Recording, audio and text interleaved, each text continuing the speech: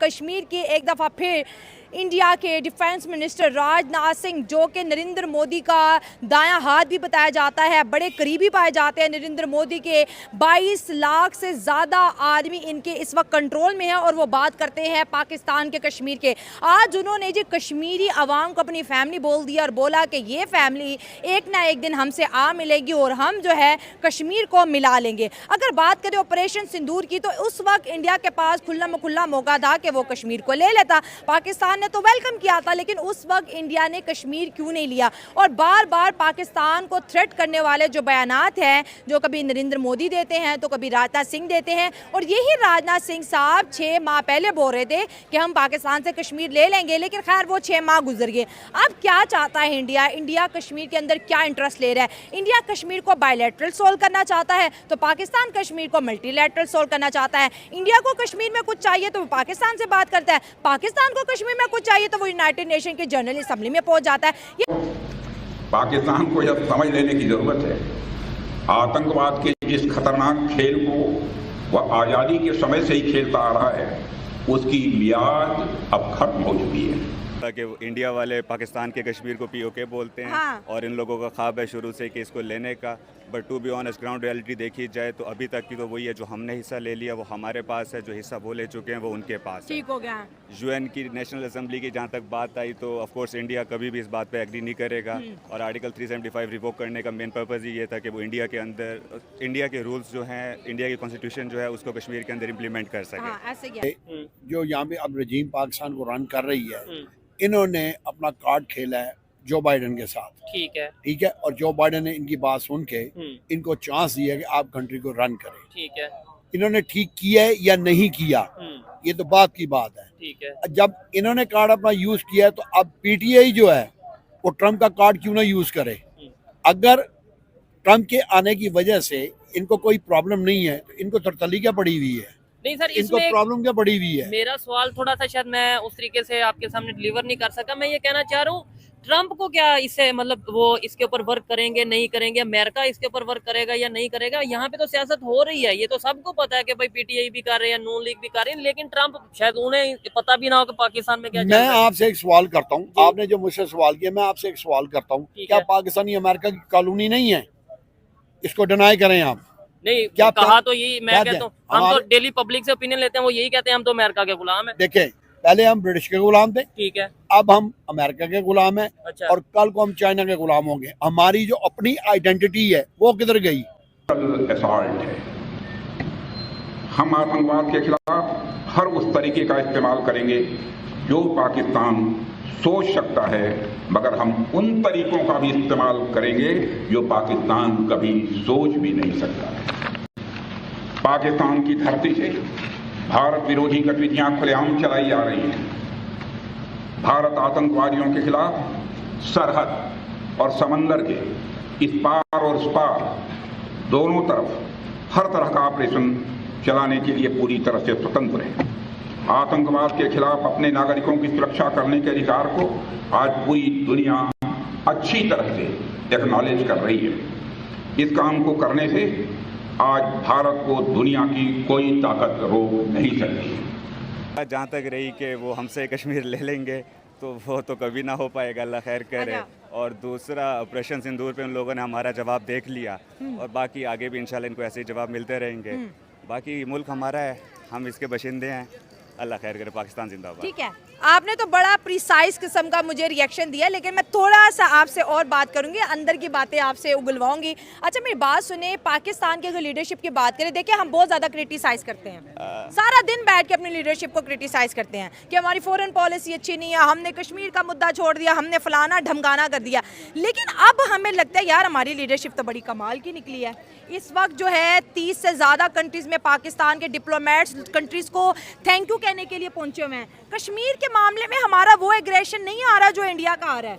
पाकिस्तान कहते हैं most welcome India, आ जाओ ले जाओ कश्मीर, आओ तो सही। यार ये ऑपरेशन सिंदूर और इसके रिटेलिएट में जो हमारा क्या बुनियान वर्सून था, उससे इंडिया को बहुत अच्छा जवाब मिला है। माशाल्लाह से हमारी फॉरेन पॉलिसी वापस रिकवर हुई है, हमें दुनिया वाले इज़्ज़त से देख रहे हैं। और ऑफ कोर्स हम लोगों ने इस पूरे ऑपरेशन के अंदर नॉर्मली चाइनीज़ टेक्नोलॉजी यूज़ की है, तो उस पाकिस्तान के हक में यही बात होगी कि वह अपनी जमीन पर चल रही आतंकवाद की नर्सरी को अपने हाथों से उखाड़ देंगे। हमने आज तक 77 ईयर में हमने क्या अचीव किया है? ठीक है, जब भी कोई गवर्नमेंट अमेरिका में चेंज होती है हम उसकी तरफ देखते मेरा हैं। यही क्यों? सवाल था, यही क्यों? सवाल। इसलिए कि beggar can not be choose. हम हैं, ख्वाजा आसिफ के वर्ड्स बोल रहा हूँ, वेंटिलेटर पे हैं। तो जो कौम वेंटिलेटर पे है उसने क्या चूज करना है, उसने क्या डिसाइड करना है? ठीक है। इन्होंने आकाओं के हुक्म मानने हैं और आकाओं के हुक्म को मान के इन्होंने आगे अपनी गवर्नमेंट को रन करना है। ठीक है। ये है इस सवाल का जवाब। वहां पे चाहे ट्रंप आए या कोई जो हो रहा बाइडेन है, आए, हमारा उससे कंसर्न नहीं है। लेकिन क्योंकि पाकिस्तान जो है वो अमेरिका की कॉलोनी है, ये अपने आकाओं से हुक्म लेके आगे गवर्नमेंट को रन करेंगे, वरना ये कंट्री नहीं चला सकते। ठीक है, आपने जैसे भी बोला है कि पहले 1947 से लेके अब तक हम गुलाम हैं, पहले हम गोरों के, फिर हम अमेरिका और फिर आगे अल्लाह ना करे कि भाई मतलब ये है कि आगे जाके हम जो सा वो चाइना के हों। लेकिन 1947 में जिनसे अलग हुए थे क्या आज वो भी गुलाम है? मतलब सवाल तो ये है। एक साइड पे रशिया के प्रेसिडेंट पुतिन, ये भी आज की स्टेटमेंट है, वो ये कह रहे हैं इंडिया को ग्लोबल लीडर्स में अपनी एक मतलब ये जगह देनी चाहिए, जो ग्लोबल लीडर्स है फॉर्म है वहां पे एक जगह देनी चाहिए ताकि अब इंडिया भी अपने फैसले कर सके और दुनिया के फैसलों में इन्वॉल्व हो सके। जबकि पाकिस्तान देख रहा है जी अमेरिका आए हमारे साथ कुछ फेवर करे, चाइना हमारी कुछ फेवर करे, अपना जो है सऊदीया कुछ फेवर करे। अभी आप भाईजान से बात कर रहे थे, उन्होंने बताया कि जो इंडियंस हैं उनकी एक आइडेंटिटी है। बिल्कुल है। सबसे पहले वो पैट्रियट हैं। ठीक है। जो बंदा अपनी कंट्री के साथ लॉयल होगा वो पैट्रियट होगा, वो अपनी कंट्री के बारे में बात करेगा। ठीक है। यहाँ पे जितने भी लोग रहते हैं वो सीधा काम करना तो जानते ही नहीं है, उनको पता ही नहीं है सीधा काम क्या है, वो जाते हैं शॉर्टकट के ऊपर। यह दोनों न केवल भारत में मोस्ट वांटेड टेररिस्ट की सूची में हैं, बल्कि ये यूनाइटेड नेशंस की डेजिग्नेटेड टेररिस्ट की लिस्ट में भी शामिल हैं। सच बताएं जरा, बिल्कुल न्यूट्रल होके मैं आपका जवाब सुनना चाहूंगी। आपको वाकई लगता है कि इंडिया कश्मीर चाहता है? वो लोग चाहते हैं। उनका मसला ये है कि मैं खुद ऑस्ट्रेलिया में होता हूँ तो मेरे इंडियंस दोस्त बहुत ज़्यादा ठीक हो हैं। गया। वो लोग पैट्रियट हैं। हाँ। उनमें पैट्रियटिज्म है पड़ा और उनको एक जेलसी है कश्मीर लेने की। और टेक्निकली अगर देखा जाए कश्मीर हब है पड़ा इंडस वाटर ट्रीटी का, उसकी वजह हमारे दरिया जितने भी पाकिस्तान में आ रहे हैं वो कश्मीर से गुजर कर आ रहे और हैं। कश्मीर में भी सीपैक भी कश्मीर launch हुआ है, में हाँ। ये बहुत अच्छी हमारे इनिशिएटिव, हमने सीपैक अपने वाली साइड को दिया हाँ। और मोटरवेज की वजह से पाकिस्तान की कनेक्टिविटी और ट्रांसपोर्टेशन बहुत प्यारी है इस ठीक वक्त है, माशाल्लाह। क्योंकि उनको पता है कि पाकिस्तानी गद्दार कौम है, गद्दार नहीं, ये वो कौम है जो वेंटिलेटर पे है। ठीक तो है। वेंटिलेटर की कौम ने क्या तरक्की करनी है? नहीं, उसमें कुछ लोग ये लॉजिक देते हैं पाकिस्तान में, मतलब मैं तो जाहिर बात है आपकी बात को अंडरस्टैंड करता हूँ, मुझे बड़ी अच्छी लगती है इनकी बातें, अक्सर इनके साथ प्रोग्राम करते हैं। लेकिन कुछ लोग ये कहते हैं यार इंडिया इसलिए दुनिया के दूसरे कंट्री सपोर्ट करते हैं, उनकी आबादी ज्यादा है, उनकी मार्केट बड़ी है, इसलिए लोग उन्हें सपोर्ट करते हैं। इसमें ये बात नहीं है कि इंडिया ने कुछ अच्छा कर लिया या इंडिया लॉयल है, इंडियंस लॉयल है अपने कंट्री के साथ, उनकी आबादी ज्यादा है, मार्केट ज्यादा है, तो इसलिए सपोर्ट करते हैं। मुझे कुछ लोग ये जवाब देते हैं, तो उनके लिए आपकी क्या? मेरा क्वेश्चन ये है कि अगर इंडिया की आबादी ज्यादा है, और इस वजह से इंडिया की अगर आबादी ज्यादा है तो उनके लोगों ने आबादी की तरफ ध्यान तो दिया ही दिया है, उन्होंने मेहनत की तरफ भी ध्यान दिया, उन्होंने दुनिया में अपनी आइडेंटिटी बनाई है कि हमारी एक आइडेंटिटी है। पाकिस्तान की आइडेंटिटी क्या है? बैगर्स। अच्छा, अगर तुम करोगे तो हम ना सिर्फ तुम्हारा मुंह तोड़ेंगे बल्कि तुम्हारी गर्दन भी तोड़ेंगे और टांगे भी तोड़ेंगे। अच्छा, मतलब आप कह रहे अवाम तो खुश हो रही है कि पाकिस्तान के सियासतदान नहीं बोलते, अच्छी बात है, ये मेच्योरिटी है कि नहीं बोल रहे? ये ऐसी बात नहीं है, ये कमजोरी है। अच्छा, ये कमजोरी होती है जिसको कहते हैं कि हम कमजोर हो गए। हम कमजोर नहीं है, अल्हम्दुलिल्लाह हमारे पास एटम बम है। और वो जिस तरह वो परवेज मुशर्रफ ने भी कहा था, एटम बम हमने फुटबॉल खेलने के लिए नहीं बनाया, अपनी हिफाजत के लिए बनाया।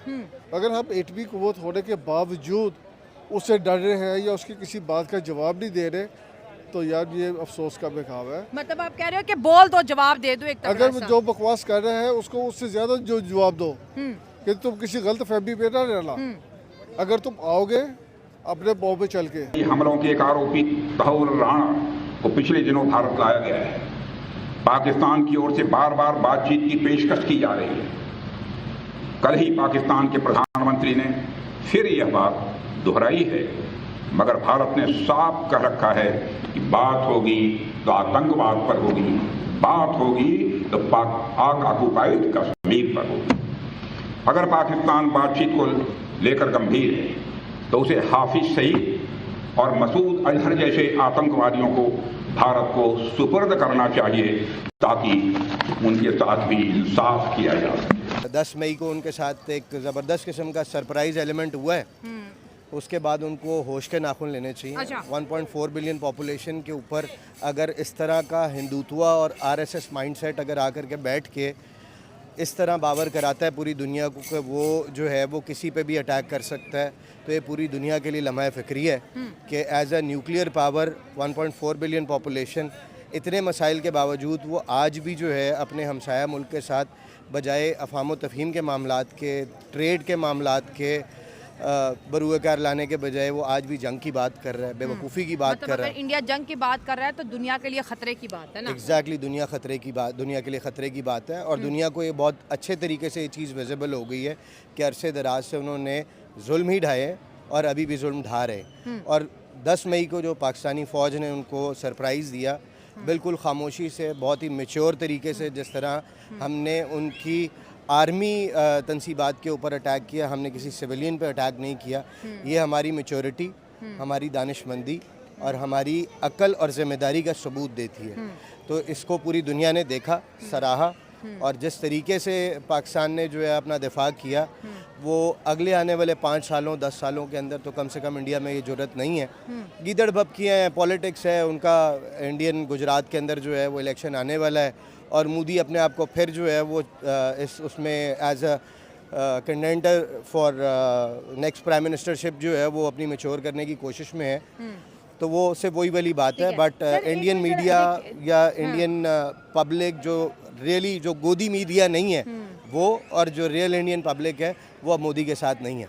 अगर रियल इंडियन पब्लिक की बात करें तो डेफिनेटली इंडियन बहुत रियलिस्टिक होते हैं सर, जी, बहुत पढ़े लिखे माइंड हैं और वो चीज़ों को समझते हैं और बड़े अच्छे से रिस्पॉन्स करते हैं। डेट्स वाई देखिए पाकिस्तानी चैनल इंडिया ने बैन कर दिया, लेकिन जो रियल इंडियन हैं जो कंसर्न रखते हैं वो आज भी पाकिस्तानी चैनल्स को देखते हैं। सब देखते हैं।